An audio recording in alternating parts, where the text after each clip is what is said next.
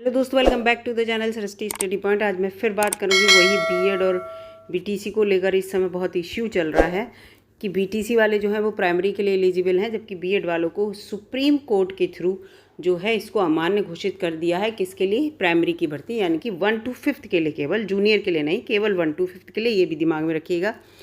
और इसको मैंने थोड़ा सा जो इंग्लिश में पूरा निर्णय आया था उसको थोड़ा हिंदी में ट्रांसलेट करने की कोशिश की है। तो इसकी ये लास्ट जो पैरा है इसको पढ़िएगा दोस्तों। इसमें पूरा लिखा हुआ, एक तो दो केवल डेट याद यहाँ पर रखने की हैं इस समय।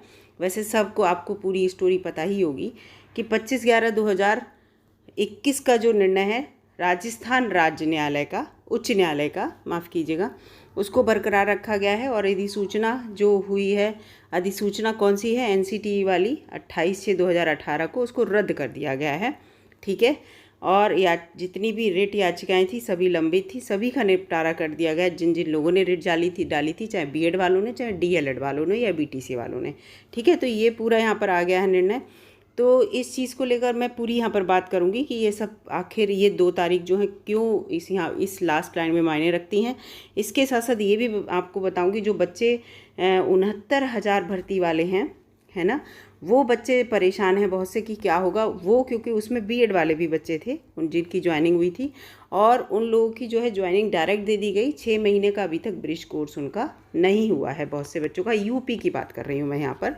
ठीक है, यूपी की बात कर रही हूँ, क्योंकि ये जब सुप्रीम कोर्ट का निर्णय है तो ये पूरे देश में लागू होगा, डेफिनेटली पूरे देश में लागू होगा। तो लेकिन आपको मैं बता दूं कि जब भी कोई निर्णय आता है तो वो जिस दिन से वो निर्णय लागू होता है उसके आगे की कार्यवाही में, या आगे के जो काम होते हैं उससे रिलेटेड, उसमें लागू होता है। पीछे जो काम हो चुके हैं उसमें लागू नहीं होता है। और यहाँ पर इस पूरे जितना भी सुप्रीम कोर्ट का जो निर्णय है, इसमें कहीं नहीं लिखा है ये कि ये जो पीछे की जितनी भी प्रक्रियाएं हैं उनके साथ भी लागू होगा। तो इसलिए भी एक ये पॉजिटिव पॉइंट है उन लोगों के लिए जिनकी जॉब ऑलरेडी लग गई है। बिल्कुल ना घबराएं कि वो सोचे कि कहीं हमारी नौकरी पे ना बन जाए। और इसमें ये भी नहीं अभी तक लिखा है कि आगे आने वाली प्रक्रियाओं में क्या होने वाला है। ठीक है, इस चीज़ को भी दिमाग में रखिएगा। लेकिन यहाँ पर मैं बात करूँगी जो बिहार टीचर भर्ती है, इस समय सबसे ज़्यादा प्रॉब्लम में यही लग रही है कि इसके बारे में क्या होगा। इसके साथ साथ केबीएस की जो भी हैं वो भी लंबित हैं, केबीएस की पीआरटी वाली। इसके साथ साथ सीटीईटी का जो प्राइमरी का बच्चों ने, बीएड वालों ने भरा है, पीआरटी वाला जो लेवल फर्स्ट का, उसके एग्ज़ाम का क्या होगा। या बच्चे ये भी कह रहे हैं कि सीटीईटी में जो हमारी प्राइमरी वाली मार्कशीट मिल गई है, बीएड वाले बच्चे कह रहे हैं पहले की उनकी मार्कशीट मिली हुई हैं, उन मार्कशीट को क्या रद्द कर दिया जाएगा। बहुत सारे क्वेश्चन बच्चों के दिमाग में चल रहे हैं। तो और उसके साथ साथ इसको लेकर एनसीटीई या गवर्नमेंट कुछ अपना कदम उठा रही है, नहीं उठा रही, इस निर्णय को लेकर, इन सब पे मैं आपसे पूरी विस्तार में बात करूंगी। पहले थोड़ा सा मैं आपको ये बता देती हूँ कि 25/11/2021 का निर्णय वो, इसके बारे में ये है कि इसकी थोड़ी सी मैं इसका इंग्लिश वाला जो वर्जन है वो दिखाती हूँ 1 मिनट, उसके बाद आपको समझ में आए। ये देखिए, मतलब डिवीज़न बेंच थी जो जजमेंट आया था राजस्थान हाई कोर्ट के थ्रू 25/11/2021, अभी मैंने डेट आपको दिखाई थी, उसके अकॉर्डिंग एक इसको चैलेंज किया गया था। ठीक है, हाई कोर्ट, सुप्रीम कोर्ट में। तो उसको लेकर ये कहा गया, क्योंकि ये क्या था कि इन लोगों ने अपना, जो राजस्थान वाले थे, इन लोगों ने, मैं आपको बताऊं, ये देखिए 11/1/2021 को एडवर्टाइज निकाला था राजस्थान वालों ने, Rajasthan teacher eligibility test RTET level 1 का मतलब क्या हुआ, 1 to 5th के लिए, है ना। तो उसमें क्या था, इन्होंने बीएड वालों को एक्सक्लूड कर दिया था, बीएड वालों को बाहर निकाल लिया था। ये तो exclude BEd degree holders from the list of eligible candidate, उन्होंने जब अब अपनी अहर्ता निकाली। क्यों एक्सक्लूड कर दिया था? इन्होंने ये कहा था कि हमारे पास डिप्लोमाधारी बहुत हैं। डिप्लोमाधारी का मतलब समझे? डिप्लोमाधारी का मतलब डीएलएड करे हुए बहुत है हमारे पास, बीटीसी वाले बैचलर डिग्री भी इसको लेकर। तो इस वजह से हमें बीएड वालों की ज़रूरत नहीं है। तो इस चीज़ को लेकर यहाँ पर देखिए, श्री देवेश शर्मा जी जो खुद बीएड थे, इन्होंने भी एक पिटीशन डाली, मतलब इन्होंने अपना एक वो, जो कि कहा कि ये 28/6/2018 वाला जो एनसीटीई का पूरा लेटर है, उस लेटर का उल्लंघन है। उसमें ही लिखा है कि बीएड वाले एलिजिबल हैं, तो इन्होंने पर्सनली केवल जो राजस्थान राज्य है इसने ऐसा क्यों किया। तो इस चीज़ को लेकर पूरा केस वगैरह वो सब चला, तो उसको लेकर आपको सबको ही पता है कि ये जो था वो केबीएस में जब भर्तियां निकली थी तो उस समय उन्हें डिप्लोमाधारी जो थे पूरे 6 से 16% ही मिल रहे थे, और उन्हें जबकि और टीचर्स की ज़रूरत थी। तो बीएड वालों को भी माना गया कि 6 महीने का ब्रिज कोर्स इन्हें करा दिया जाएगा और उसमें एलिजिबल माना जाएगा। इस तरह से ये सब था बातें। पहले बीएड वालों को बहुत पहले आउट भी कर दिया था, फिर उन्हें इन कर लिया गया। तो ये चीज़ें हैं, लेकिन यहाँ पर ये जो थे इन लोगों ने जो डीएलएड वाले थे, इनके अपने जो थे काफ़ी तर्क जो थे वो थे सटीक थे कि इसके लिए बच्चों की साइकोलॉजिकल जो पढ़ाई है वो बीएड वालों में अच्छे से नहीं होती, उसमें बड़े क्लास की होती है, जबकि डीएलएड में जो पढ़ाई होती है वो छोटे बच्चों के हिसाब से होती है। ये सब बातें इसमें पहले भी बता चुकी हूँ।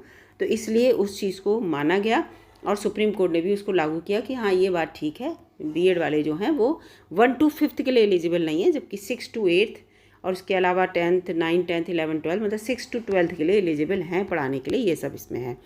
अब मैं आपको वो दिखाती हूँ जो एनसीटी का लेटर है, वो भी आपको अभी दिखाती हूँ दोस्तों, वीडियो में बने रहिएगा। देखिए ये है वो भारत का गजट, भारत का राजपत्र, द गैजेट ऑफ इंडिया। इसमें देखिए पूरा ये है, ये देखिए 28 जून वो है 28/6/2018, इसी अधिसूचना के बारे में यहाँ पे बात हो रही है। और इसमें पूरा लिखा है कि क्या है कि या तो ये लिखा है स्नातक तथा प्राथमिक शिक्षा के 2 वर्षीय कोई भी डिप्लोमा, चाहे वो किसी नाम से हो, अगर आपने किया है तो ठीक है, मान है इसके अकॉर्डिंग।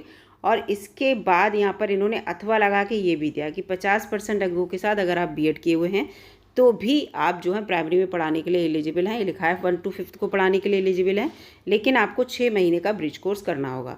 तो इसी चीज़ को लेकर बच्चे गए थे कि जब इसमें ये लिखा है तो ये क्यों नहीं माना जा रहा है। लेकिन आप देखिए सुप्रीम कोर्ट ने इसी को खारिज कर दिया। जब सुप्रीम कोर्ट ने इसी को खारिज कर दिया तो अब कोई रोल ही नहीं रह जाता, इसी के बेस पे तो जा ही रहे थे केवल कि यहाँ पर ये है। तो यहाँ पर देखिए अब ये तो आपको सबको कंफर्म हो गया। अब यहाँ पर सबसे ज़्यादा है कि 69,000 भर्ती जो यूपी में हुई है उसका क्या होगा। तो मैं आपको बता दूं, पहले बता चुकी हूँ, जो भर्तियाँ हो चुकी हैं उनके बारे में कुछ भी ऐसा इसमें नहीं दिया है, एक भी लाइन नहीं दी कि उनके ऊपर इफेक्ट पड़ेगा। तो बिल्कुल निश्चिंत रहिए, अगर आपका 6 महीने का ब्रिज कोर्स नहीं हुआ है तो वो गवर्नमेंट की जिम्मेदारी है, गवर्नमेंट वो आपका 6 महीने का ब्रिज कोर्स जल्दी से जल्दी कंप्लीट कराए। ठीक है, आपको जॉब मिली है, बिल्कुल अथेंटिक मिली है, उस समय नियम कानून थे, ये सुप्रीम कोर्ट का कोई भी ऐसा निर्णय नहीं आया था। तो इस चीज़ को लेकर बिल्कुल निश्चिंत रहिए बच्चों, आप आराम से अपना जो भी आप पढ़ा रहे हैं, जॉब कर रहे हैं, अच्छे से जॉब कीजिए।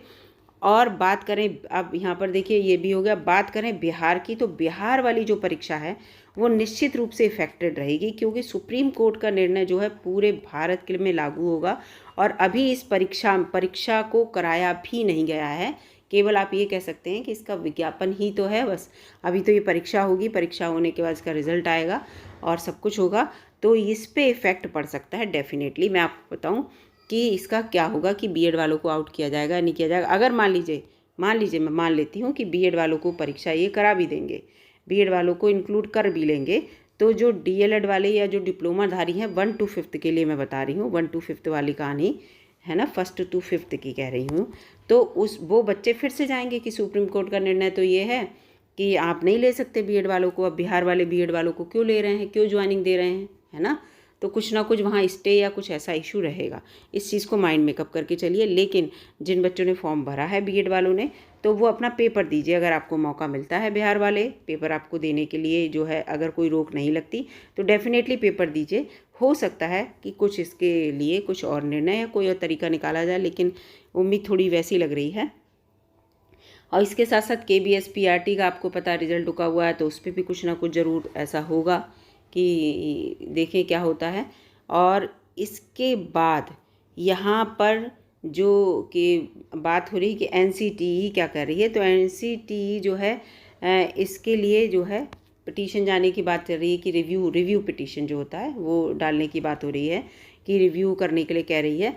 तो उसमें भी मुझे लगता है कि 30 से 40% ही वर्क हो पाएगा, अगर हुआ कि एनसीटीई जो है क्या इसमें अपना बदलाव चाहेगी या उसमें कुछ सुधार चाह रही है। बहुत सी फेक न्यूज़ भी चल रही हैं कि एनसीटीई अपने जो भी नियम है इसमें संशोधन करने की सोच रही है, या और भी जो फेक न्यूज़ है। जब तक ऑथेंटिक न्यूज़ ना आए उस पर विश्वास मत कीजिए दोस्तों, क्योंकि बच्चे बीएड वाले खुद भी परेशान हैं, अपने आप ही के साथी हैं है ना। डीएलएड वाले जो बच्चे, बहुत से बच्चे ऐसे होंगे जिन्होंने दोनों डिग्री कर रखी होंगी, एक ने डिग्री और डिप्लोमा, मतलब बीएड भी कर रखा होगा, बीएड से नहीं लगी होगी तो उसने डीएलएड कर लिया होगा या बीटीसी कर ली होगी, तो उसने तो दोनों कर रखा है ना। तो इस चीज़ को लेकर मत परेशान, वो दूसरे बच्चे हाथ ना हो, इतना ध्यान रखिए कि बीएड वाला बच्चा इस समय वैसे ही परेशान है, थोड़ा उसको ऐसा नहीं कि आप अगर सोशल मीडिया पे ऐसे कमेंट करेंगे तो बच्चे और ज़्यादा परेशान होते हैं।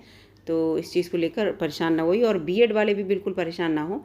जब एक रास्ता आपका बंद होता है, एक दरवाज़ा बंद हो जाएगा, तो क्या होगा, 4 दरवाजे आपके खुल जाएंगे। बिल्कुल परेशान ना हो, आप तैयारी में लगे रहिए अपने, कोई ना कोई रास्ता ज़रूर निकलेगा। और देखते हैं सरकार इसके लिए क्या करती है, कोई क्या कदम उठाती है। अभी तक तो ऐसी कोई न्यूज़ है नहीं क्या कदम उठाना चाह रही है सरकार इसको लेकर। फ़िलहाल सुप्रीम कोर्ट का निर्णय है तो पूरे देश में डेफिनेटली ये लागू होगा, इस चीज़ को याद रखिएगा, क्योंकि माननीय सुप्रीम कोर्ट की जो है अवहेलना तो कोई भी नहीं करेगा। तो इस चीज़ की बात है यहाँ पर। और जो भी बच्चे बीएड करे हुए हैं उनसे बस यही अपील है, शांति बनाए रखें, थोड़ा सा है ना, मतलब जो है कंट्रोल रखें खुद में, प्रसन्न रहें, है ना कि। और जो डीएलएड वाले हैं वो अगर ये जीत गए हैं तो इसको ज़्यादा अति की खुशी के रूप में ना बनाएं। अति हर चीज़ की ख़राब होती है, तो इस चीज़ को भी ध्यान रखें। तो वीडियो में यहाँ मैंने कोशिश की है काफ़ी कुछ आपको बताने की, जिससे कि बच्चे को काफ़ी समझ में आए। और मिलती हूँ आपसे अगली वीडियो में, तब तक के लिए नमस्कार दोस्तों।